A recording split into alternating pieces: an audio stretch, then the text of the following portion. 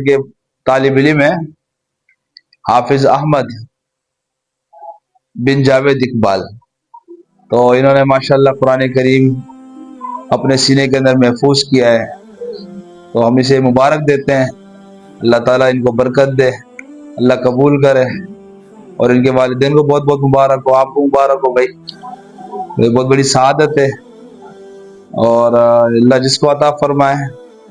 عالم اسباب کے اندر میں یہ عرض کرتا ہوں کہ اللہ تعالیٰ نے جس کی مغفرت کا ارادہ فرما لیا ہوتا ہے نا، اللہ تعالیٰ ہم سب کی مغفرت فرما دے.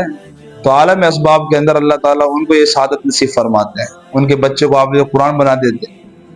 تو جس سینے میں قرآن ہوتا ہے نا، وہ سینہ اللہ کے یہاں بڑا محترم ہے، اللہ کے یہاں بڑی قدر ہے.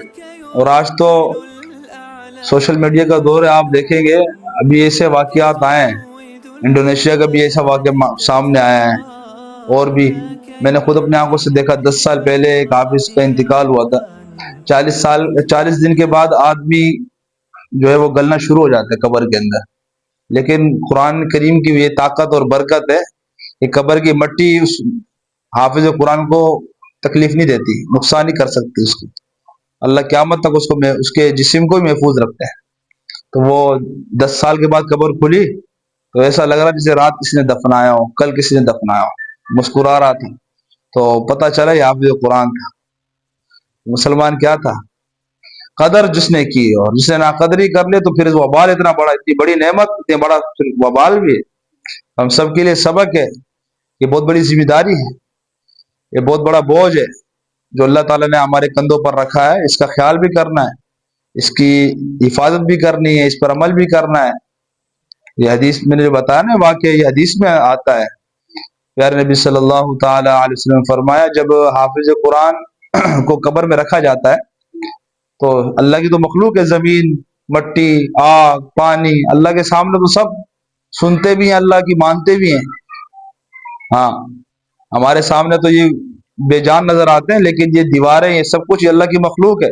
اللہ جب چاہے کسی کو سنوانا وہ سنتے ہیں، اور اللہ کی سنتے، اللہ کے سامنے بولتے بھی ہیں، اللہ کو جواب بھی دیتے ہیں. آپ نے قرآن کریم کی آیت تو پڑھی بھی ہے، سنی بھی ہے، لیکن ترجمہ آپ کو پتہ نہیں. آپ وہ اللہ تعالیٰ فرماتے ہیں کہ جب ہم نے کائنات کو بنانے کا ارادہ کیا تو فرماتے ہیں کہ پہلے ہم نے زمین کو پیدا کیا، پھر اس میں جو زمین میں جو ضروریات تھی، درخت اور یہاں پہاڑ اور یہاں کی غذاؤں کا، خوراک کا انتظام کیا. فرمایا 4 دن میں ہم نے یہ کام کیا. اللہ فرماتے ثم استوى الى السماء وهي دخان، فرمایا پھر ہم نے آسمان کی طرف توجہ کی اور وہ دھوئیں کی صورت میں موجود تھا. ہم نے اسے کہا، اور زمین سے ہم نے کہا کہ آؤ، ہم نے تمہیں کسی مقصد کے لیے پیدا کیا ہے، خوشی خوشی کرتے ہو یا پھر ہم مجبوراً تم سے وہ کام کروائیں. تو اللہ فرماتے زمین آسمان دونوں نے اللہ کے سامنے سجدہ کیا، یا اللہ آپ جو کہیں گے ہم کریں گے. ہاں، قال اتینا طائعین، یا اللہ آپ کہیں ہم حاضر ہیں خدمت. اور وہ ہزاروں سال ہو گئے، زمین بھی حاضر ہے خدمت، آسمان بھی حاضر ہے خدمت. دیکھو نا، بغیر ستون کے اتنا بڑا آسمان تھا، کس نے روک رکھا ہے؟ یہ کس کے حکم پر قائم ہے؟ اللہ فرماتے ان اللہ یمسک السماوات والارض ان تزولا، یہ اللہ نے روک رکھا ہے. ولئن زالتا، اللہ فرما رہے میں ہاتھ نکال لوں نا، اگر میں ہاتھ نکال لوں اس زمین اور آسمان سے، ان امسکہما من احد من بعد، پھر کوئی نہیں ہے جو ان کو تھام سکے. ساری دنیا کی سائنس، ٹیکنالوجی سب صفر اللہ کی اس مخلوق کے آگے. تو میں عرض کر رہا تھا یہ سب اللہ کا سنتی بھی ہے اور اللہ کی بات مانتی بھی ہے. آسمان ہے، زمین. حدیث میں آتا ہے جب حافظ قرآن کو رکھا جاتا ہے تو اللہ زمین سے فرماتے ہیں زمین پتہ ہے کون ہے تیرے پاس یہ آیا ہوا؟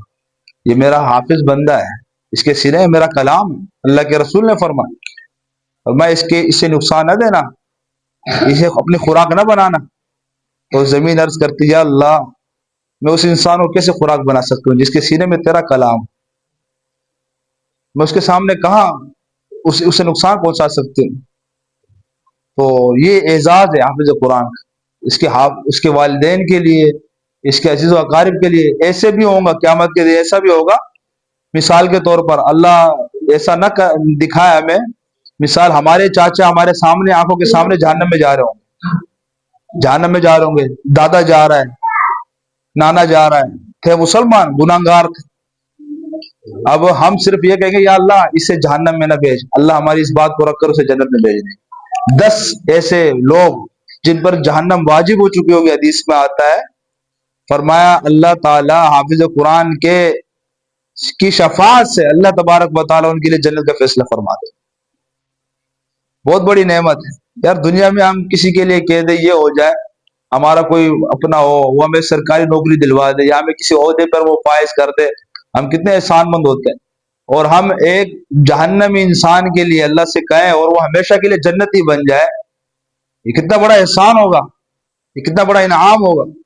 قسمت حافظ قرآن کی شفاعت سے اللہ قسمت بدلیں گے انسانوں کی.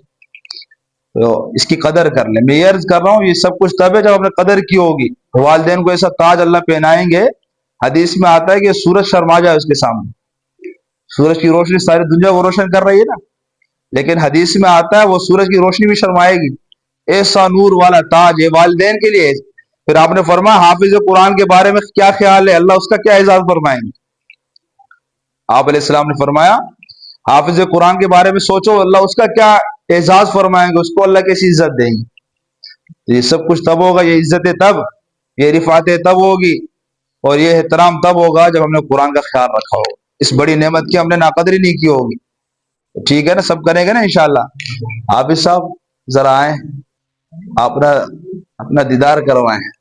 ٹھیک ہے نا. یہ حافظ ہے ماشاءاللہ، حافظ محمد احمد بن جاوید اقبال، انہوں نے قرآن کریم محفوظ کیا اپنے سینے کے اندر. سب کو اسے مبارک ہو، حافظ مبارک ہو. ٹھیک ہے، ہمارے لیے بھی دعا کرنا اللہ ہمارے لیے اسے مغفرت کا ذریعہ بنائے اور ہمارے لیے صدقہ جاریہ بنائے اور موت تک اللہ تعالیٰ ہم سب سے اپنے دین کا کام لیتا رہے.